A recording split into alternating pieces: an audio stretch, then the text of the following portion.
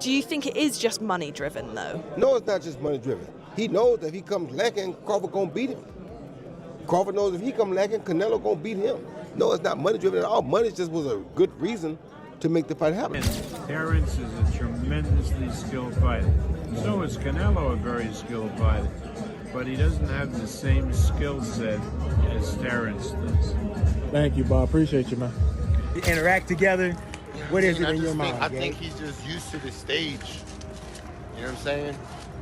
It's a different stage, man. But I don't know, man. It's like Terence Crawford versus Canelo Álvarez delivered the kind of spectacle boxing fans had long anticipated. In the aftermath, boxing insiders praised the electric atmosphere and the build-up leading to the clash. Many were impressed by how composed Crawford remained amid the passionate Mexican crowd and the charged energy inside the arena.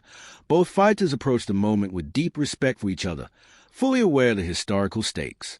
Canelo put his legacy at super middleweight on the line, while Crawford aimed to make history as a free-division undisputed champion, a challenge many analysts viewed as monumental. Still, Crawford's calm demeanor and unshakable focus left little doubt. He belonged among the sports elite. Took the boos from the Mexican fans really well, and then towards the end of the press conference, he's so succinct and pithy in everything he says, Bud, that his supporters eventually came to the fore in the arena. He's incredibly popular. Canelo's he's not arrogant, but he's got so much self-belief. And then it's like a game of ping pong, back and forth all the time. Great atmosphere. We've had a brilliant day interviewing so many people about it. Today makes me feel really stoked about this fight now. Stoked? It's a great word. Stoked. There's a lot of respect between both guys. I think they both know what they've got themselves into. Obviously, Terence is on the precipice of history. 3-weight undisputed champion. Not been done in the modern era. And obviously Canelo Álvarez, he's taking a big risk here. He's fighting what everybody's saying is the smaller guy. But when he was up on that stage, both guys paying an awful amount of respect to each other, both admitting that this is a 50-50 and could go either way. Yeah, no nostalgia. They were asked about nostalgia and the biggest fight of their lives. Neither man wants to think about those things. They know they've got an elitist fighter in front of them. Canelo, like you say, has his legacy to lose in many ways that he's created in recent times at super middleweight, being undefeated in that division for 6.5 years. Against a guy that's come up from lightweight. Let's not forget that he beat Ricky Burns to win the world title at the beginning. It's a massive ask for Terence Crawford still, but there's that feeling in all of us that he is capable of doing it. And he presents that the whole time. He's got this poker face. He's got this ability to respond in the right way to everything. At the higher weight, Crawford proved he could earn Canelo's respect by holding his ground and meeting exchanges head-on. Rather than relying on a purely defensive Mayweather style, he remained true to his own game, blending sharp counters with intelligent movement. Canelo's relentless pressure and trademark power served as constant reminders of his dominance at super middleweight. Yet, it was Crawford's composure under fire and ability to adapt in real time that underscored his own greatness. At 168 pounds. It is going to be a bit of a mystery how he comes into this weight class. There were some rumors of a shoulder injury. I'm not putting any stock into that because I don't think we can unless there's anything official really out there. Point being, there's got a lot of question marks around Terence Crawford. This video, we are going to suppose that those question marks are answered in full force by Terence Crawford being an absolute monster at this weight class. It's a lot of assuming, but it's kind of what we have to do to see the best version of Terence Crawford in this fight. So let's assume the weight doesn't bother him. Let's assume he is fully healthy, not injured. Let's assume that Canelo's power is not too much from him coming up from 147, 154 to 168. Let's assume all that's true. How does Terence Crawford win this fight? Number one, he has to get Canelo's respect early. Terence Crawford is not going to fight this fight on his back foot, circling around the ring like William Skull or Edgar Berlanga, any of these guys that got hit by Canelo and went, ooh, no, I don't want any part of that. That can't happen. And do not forget, by the way, that Charlo was 154 undisputed champion. When the dust settled after this monumental clash, many echoed the sentiments of Carl Froch and Hamza Shiraz. Crawford's skill set, timing, and composure on such a massive stage left a lasting impression, yet Canelo's legacy was ever present throughout the bout. Having faced elite names like Gennady Golovkin and Floyd Mayweather, fighters who forced him to refine his craft, Canelo entered the ring with the experience and poise that only a seasoned champion carries. His power still commands respect, not just from the fans, but from every ringside analyst watching closely. This fight was a showcase of contrast and excellence, a fascinating balance between Crawford's surgical precision and Canelo's proven strength at the highest level. In the end, it wasn't just about determining who was better, but rather celebrating the greatness of both men, one solidifying his rise, the other continuing his storied legacy. Talk about Crawford, Canelo, before we move on to you and Canelo. Yeah. Who you got for this? I mean, this is an exciting fight. What's your pick for this one? I think Canelo's going to win rounds 8 to 10 knockout. You think he'll get stoppage, yeah? Yeah, I think he's going to get the stoppage. I think... Are you basing that just on size? Or? No. It's a little bit on size, but I think Crawford's ego is not going to let him box. You got to remember, so you think he's going to take him on? Yeah. I think he'll try.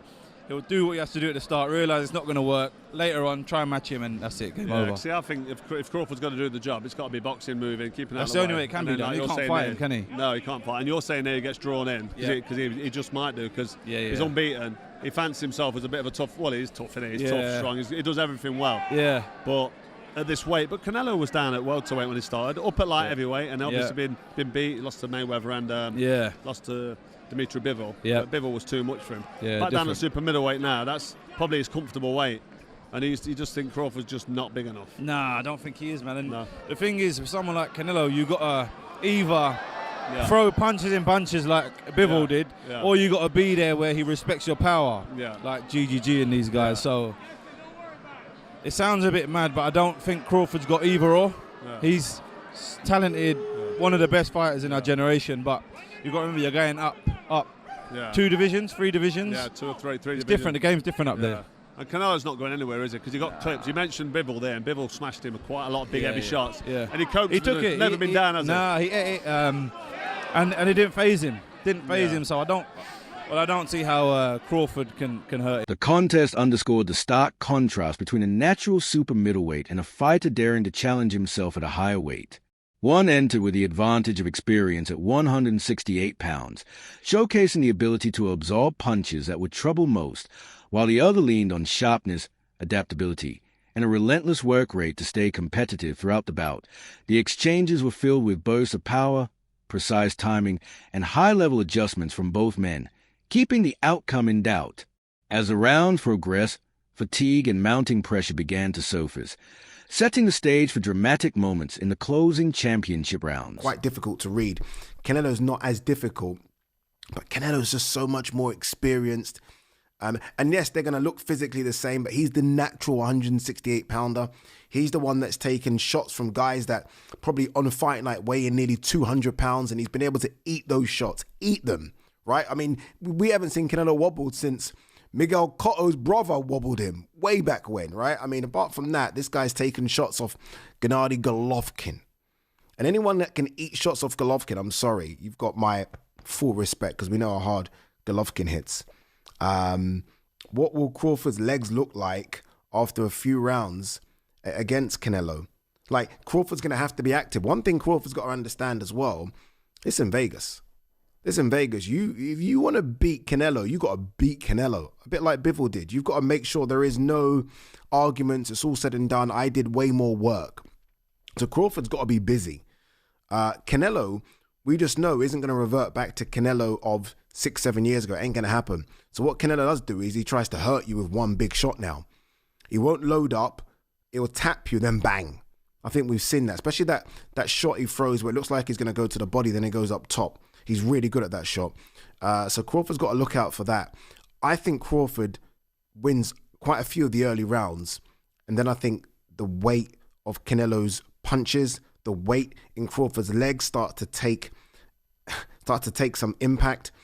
And I think Canelo starts to eat a lot of the second half of the fight rounds. And then I think it comes down to who can do something in 11 and 12 championship rounds. I really do believe that's how it's going to play out. I've got a feeling that Canelo will hurt Crawford. In the aftermath, conversations inevitably drifted toward the topic of performance-enhancing drug testing. Some still question whether Canelo faced the same level of scrutiny as others in the division. Yet, despite the recurring nature of these discussions, the fight itself remained the central focus. Both fighters displayed remarkable discipline, with conditioning that spoke to months of intense preparation. Crawford earned widespread praise for successfully carrying his skill and sharpness up in weight, while Canelo's resilience, even against clean, precise shots, reminded fans why he has reigned so long at the top still. The shadow of doping debates lingered, not as direct accusations, but as a familiar undercurrent that tends to resurface whenever Canelo steps into the ring. Around a whole bunch of dope people, right? His whole camp, we all know 7 people's been busted there. So how and why is no one asking about if he's been dope tested for this mega fight, right? And that's what I've been watching for. And that's why, my interest is waning, my interest, because I understand that there's people who don't care. You know what I call boxing here, BTBG, beat the black guy. That's what I call boxing. That's what I've been seeing for years, right? Example, who gave a damn when Devin Haney was cheated with Ryan Garcia? Full of dope. All they were doing is celebrating a win, was what they were calling it, with somebody doped. Bob Arum's reflections captured the essence of what unfolded in the ring. Crawford showcased his trademark ring IQ, seamlessly blending offense with sharp defensive adjustments. Canelo, while perhaps not as quick or explosive as in his earlier years, brought the depth of experience that only a seasoned champion possesses. Observers noted key moments where Canelo leaned on his ring craft rather than sheer volume, carefully pacing himself to create openings for his power shots. Crawford, on the other hand, exuded the aura of a fighter determined to prove that elite skills can transcend weight divisions. The fight became a study in contrasts, the youthful sharpness and urgency of a rising great versus a calculated, mature approach of a veteran champion. Arum's comment that Canelo's tools have changed over time rang especially true. He is no longer the whirlwind of rapid-fire combinations from his early career, but a refined, patient strategist. And throughout it all, the atmosphere served as a powerful reminder of how comfortable Canelo remains under the brightest lights. His presence on the sport's biggest stages feels almost second nature. Willing to pick him over Canelo? That fight's going to happen in September at 168. Well, it's a big difference in weight with Canelo and Terence. But if any fighter has a chance with Canelo, it's Terence. Terence is a super talent, and he has a real chance, despite the weight disparity, to beat Canelo. A real chance. Who would you favor, though? Or is it just 50-50? It's very hard because of the difference in weight. I would think that if I had to bet the fight, that I would bet Terence, because Terence has more skills than Canelo. But he's given away a lot of weight, a lot of real weight. So that matters. But again, Terence is a tremendously skilled fighter. So is Canelo a very skilled fighter. But he doesn't have the same skill set as Terence does.